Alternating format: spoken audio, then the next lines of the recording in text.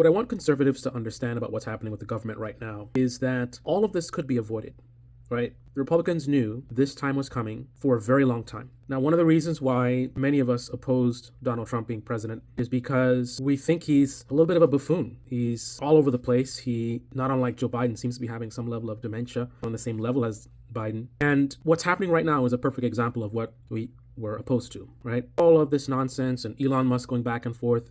Again, this is the example of a kid who didn't study for a test and then tries to scramble for it the day before and then is trying to cover for the fact that they didn't do what they're supposed to do, like coming up with all kinds of bullshit excuses, right? The bill has something in it and that, and the Democrats are trying to this, and we got to cut the budget, and all this kind of nonsense. Basically what happened is something that was known across the board in our government. They knew this was coming. The Republicans refused to do their jobs, and then at the last minute, they are now running around scrambling and trying to make up excuses for the fact that they're basically incompetent, which I guess makes sense that an incompetent person like Donald Trump was chosen to be leader. If Donald Trump was a person that many of you who voted for him think he was, he would have been on top of this, right? The same way you see him going around doing all this stuff, he's not even in office yet. This is a major thing. Now, you can say since he's human, maybe he missed it, and you can say that for every single thing that he's going to miss over the next 4 years, or you can wake the fuck up and realize Donald Trump is a clown. Harris would have been, in my view, a disappointing presidency, but only because of how severe things are in this country in terms of things that need to be addressed, like housing and healthcare. And although if I am to trust her, she would have addressed those things in the best way that she could,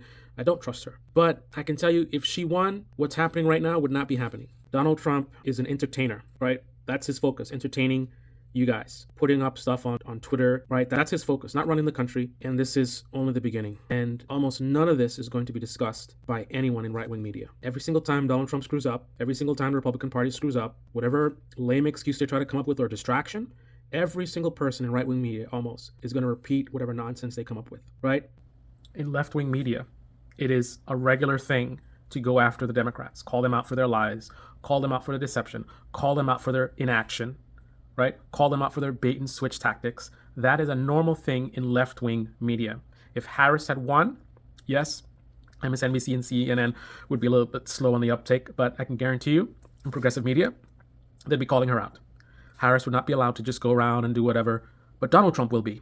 Right-wing media is completely in lockstep with establishment conservative media, and therefore the establishment Republican Party. So if they have a deadline to come up with something by January 15th, and they just spend all day on Twitter and goofing around, and then January 14th comes around and it hasn't been done, right? The Republican Party is going to come up with some excuse and say, oh, Democrats this or whatever, and woke, whatever, right?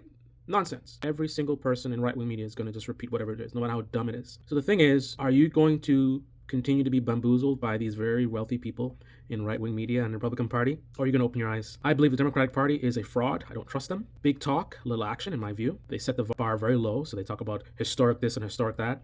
I'm clear-eyed about the Democratic Party and the progressives as well, AOC and all those people. I'm clear-eyed about the reality.